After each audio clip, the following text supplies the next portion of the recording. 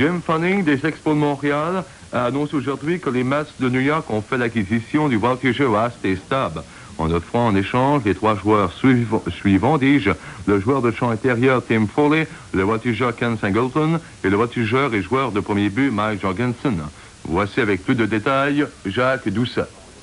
Il a annoncé la nouvelle de cet échange à 3 contre 1. Le gérant général Jim Fanning a déclaré que cette transaction assurait aux Expos la présence de 3 des meilleurs jeunes joueurs de la Ligue nationale. Et les Expos comblent ainsi 3 postes au sein de l'équipe, et ce pour une longue période. Au sujet du départ de Staub, le gérant général des Expos a déclaré que Rusty avait été une partie intégrante des premières années des Expos et qu'il a procuré à tous les amateurs des moments passionnants. Et en fait, Staub était plus qu'un joueur, il s'est donné totalement à l'équipe. On souhaite à Rusty Staub une longue et fructueuse carrière dans les majeurs, et les Expos sont persuadés que Rusty va contribuer énormément aux espoirs des Mets de décrocher le championnat, et ce dès cette année. Par ailleurs, au sujet des 3 nouveaux joueurs acquis aujourd'hui, le gérant général des Expos a dit que Tim Foley était le joueur d'arrêt-court que les Expos recherchaient. Ses qualités premières sont un bras solide et sa défensive, son combativité et son désir de vaincre. L'ensemble de son jeu sont des qualités additionnelles. Au sujet de Mike Jorgensen, eh bien, il est l'un des joueurs de premier but les plus habiles dans les majeurs. Il n'est âgé que de 23 ans et il sait aussi mériter l'admiration de tous pour son excellence au jeu à la position de voltigeur de centre. Singleton, lui, est un voltigeur qui frappe avec énormément de puissance et il a cette qualité unique d'être un frappeur ambidextre. La saison dernière, il a frappé 13 coups de circuit en moins de 300 apparitions au bâton, et ça, c'est un très bon signe. Les 3 joueurs apportent aux Expos une nouvelle image de jeunesse, de rapidité et de combativité, en compagnie des autres joueurs qui se joindront à la formation, et je crois que les Expos fourniront à nouveau en 72 une image des plus sensationnelles. La voix des Expos à Québec. Un autre coup sûr. CKCV 1280.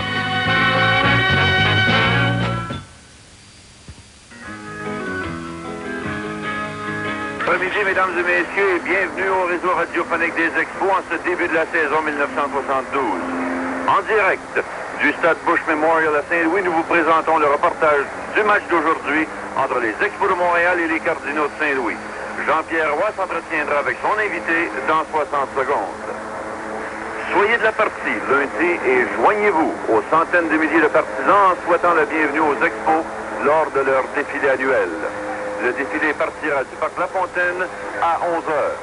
10 chars allégoriques et 12 fanfares du Québec feront partie du défilé organisé pour la 4e année d'affilée par la Jeune Chambre de commerce de Montréal à Jacques Doucet, mon nouveau compagnon de travail pour la saison 1972, qui vous fera la description de ces matchs, et aussi de Paul Hébert, notre régisseur du réseau pour la seconde année consécutive. Eh bien oui, c'est le début de la saison, marqué par une grève inoubliable dont les conséquences sont jusqu'ici inconnues.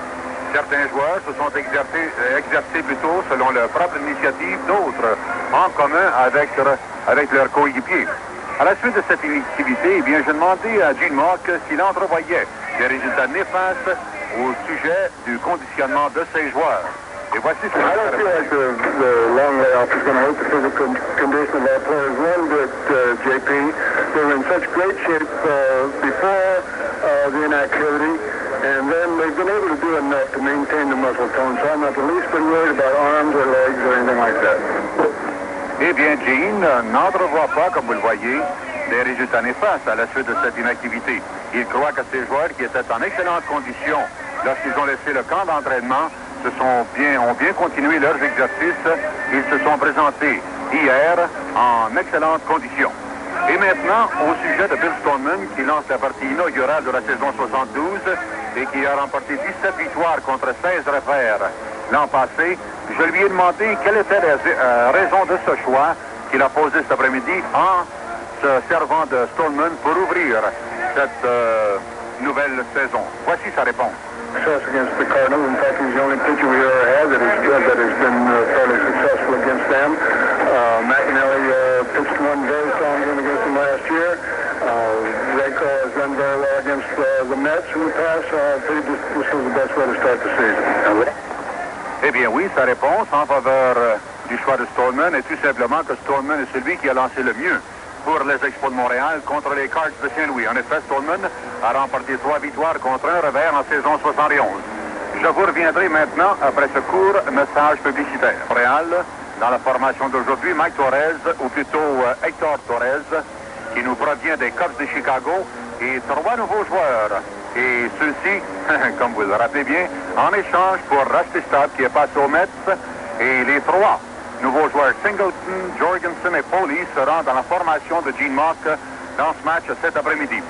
Et Foley, un joueur fougueux, reconnu par son caractère prompt, peut poser certains problèmes selon certains chroniqueurs sportifs. Mais j'ai demandé à Gene Mauch de quelle façon il entend se comporter envers Tim et quelles sont ses impressions au sujet de ce Tim Foley. Et voici sa réponse. It can be because he has such a burning desire to be exceptional. When you have a kid that's highly emotional like that, it's a lot easier to tone him down than it is to take some guy that has a lethargic attitude or an apathetic attitude toward the game and try to turn him up. Eh bien, le caractère fougueux de ce Tim Foley donne raison peut-être à Gene Mauch de l'utiliser et de le comprendre très bien et surtout de le respecter, car Gene exprime ici son désir lui-même de voir un gars de ce caractère, un gars qui veut vaincre, un gars qui exprime beaucoup de combativité. Et c'est la raison pour laquelle il n'entend aucun problème à s'entendre avec son nouveau venu Tim Foley. Et maintenant, est-ce que Mauch a l'intention d'utiliser Tim Foley à l'arrêt-court pour toute la saison? Voici sa réponse. I envision Foley being our shortstop for many years to come. If it works out that occasionally during the next season or two that he sees some duty at other positions, it won't mean that I still don't consider him my shortstop of the future. Eh bien, comme vous voyez, la réponse de M. Mauch est tout simplement celle-ci. C'est qu'il a beaucoup de respect pour Tim Foley. En plus, il espère pouvoir l'utiliser à l'arrêt-court pour plusieurs années à venir. Et d'ailleurs, ça a été le désir exprimé par tous ceux qui ont été de près ou de loin les raisons ou ceux qui ont incité cet échange avec les Mets, car ils voulaient avoir de la jeunesse, des gars plus rapides et des gars qui nous donneraient de bons services, et ceci pour longtemps. Eh bien, notre invité Gene Mauch aujourd'hui recevra une paire de pantalons Mr. Lake. Au Québec, Steinbergs Limité, la compagnie Suisse, les prévoyants du Canada, RCA Limité et Montréco.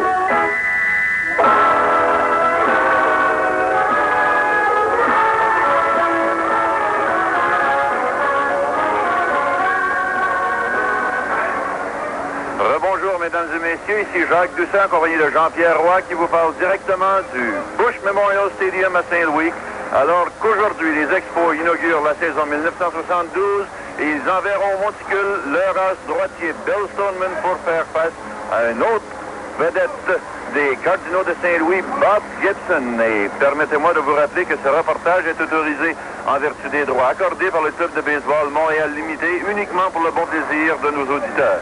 Toute retransmission ou tout autre usage du compte rendu de ce match est interdit sans le consentement explicite du club de baseball Montréal Limité. Et nous revenons avec l'alignement des deux équipes dans 60 secondes. Bien, Jean-Pierre, tout d'abord, je vais commencer par donner l'alignement des Expos de Montréal, et c'est une formation assez nouvelle qui s'offre à nos yeux cet après-midi. Pour commencer, pas de changement. Disons que le numéro 33, Ron Hunt, sera le premier frappeur du rôle des Expos, jouant au deuxième but. Première surprise, Bob Bailey, le numéro 3 qui joue au troisième but, frappe en deuxième position, suivi du nouveau venu Mike Jorgensen au premier coussin, le numéro 45. En quatrième place, le numéro 6, Ron Fairley, qui joue à une position peu habituelle, soit au champ droit, il remplace Rusty Staub. En cinquième position, le numéro 29, un autre nouveau venu, Ken Singleton, au champ gauche.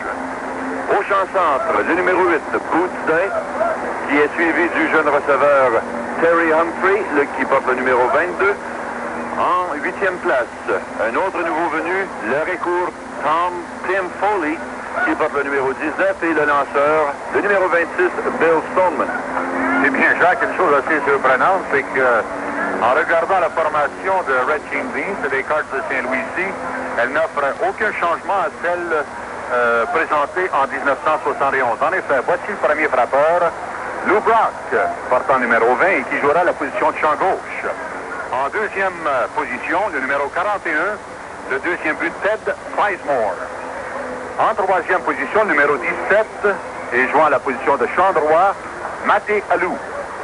En quatrième, le numéro 9, le troisième but Joe Torre, qui évidemment a été le meilleur frappeur du circuit national en 71. En cinquième position vient maintenant le receveur, numéro 23, Ted Simmons. En sixième, le numéro 12, le premier but Joe Haig. En septième, le numéro 38 et le champ centre José Cruz. En huitième, le numéro 27. Et jouant à la position d'arrêt court, Dal Maxville. Et finalement, en neuvième, on peut bien le qualifier d'immortel, celui-là, portant le numéro 45, le droitier Bob Gibson, qui officiera évidemment contre Bill Stallman des Expos cet après-midi. Tout semble prêt pour le début de la saison 1972. Bob Gibson au monticule prend ses lancers d'exercice. Au premier coussin, comme instructeur, le numéro 14, Larry Doby, et un nouveau venu dans ce rôle, du moins comme instructeur au troisième coussin, Jimmy Bragan, qui succède à Don Zimmer, qui maintenant fait partie des Padres de San Diego, et Ron Hunt, le titulaire du record de tous les temps pour un frappeur atteint par un lancer de l'adversaire, sera le premier à venir faire face au redoutable Bob Gibson. Eh oui. Eh bien, une note assez intéressante au sujet de ce Gibson. Et durant le match, Jacques, je crois bien que nous aurons l'occasion de répéter à plusieurs reprises les différentes saisons, les prouesses, les points de louange qu'on peut apporter ici à la fiche de Bob Gibson. On a donné, par exemple, sa fiche à vie, 206 victoires, 130 défaites. Et voici, dans les séries des classiques, des World Series ou les parties d'après-saison, il a remporté 7 victoires contre 2 revers seulement. Donc, Bob Gibson au monticule et le lancer de Ted Simmons, le jeune receveur des Cards de Saint-Louis, qui devra certainement s'affirmer encore une fois en saison 72. Et la balle est maintenant lancée à Bob Gibson officiellement de Joe Torre, le troisième but des Cards. Et vas-y et bonne chance, Jacques. Merci Jean-Pierre. Ron Hunt s'amène, prend place dans le rectangle du frappeur. Il y a une brève interruption du jeu alors qu'un jeune spectateur au champ centre avait échappé une balle. Il lui a été remise par José Cruz, le voltigeur de centre là-bas. Eh bien, à Chicago, après 2 manches de jeu, aucun pointage entre Philadelphie et Chicago. C'est Jenkins qui officie pour les Cubs. Et voici le premier lancer de Bob Gibson. Une balle trop bas à l'intérieur. Ron Hunt et le frappeur des Expos, Bob Bailey, dans le cercle d'attente. Gibson, 6 pieds 1, 195 livres. Voici son deuxième lancé. Une prise de décision de l'arbitre True Dog, donc compte égal une balle une prise à Ron Hunt. Et le troisième but, Torre joue à niveau avec son troisième but, donc il craint peut-être un coup retenu de la part de Hunt. On sait que de ce Hunt, il faut s'attendre à tout. Voici le lancer de Gibson à l'extérieur. Une courbe qui rate la cible. 2 balles une prise. Ron Hunt qui jette un coup d'œil en direction de son instructeur Jimmy Bragan au troisième. Et là, le lancer de préférence de Bob Gibson, évidemment, la rapide. Une troisième balle, 3 balles une prise. Gibson a tenté d'atteindre le coin extérieur du marbre et a raté. 3 balles une prise.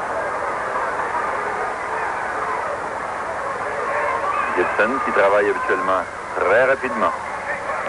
Bon lancer, une décision de l'arbitre, une deuxième prise, donc Ron Hunt avec un compte complet. Et voici un gars qui est difficile à retirer sur 3 prises.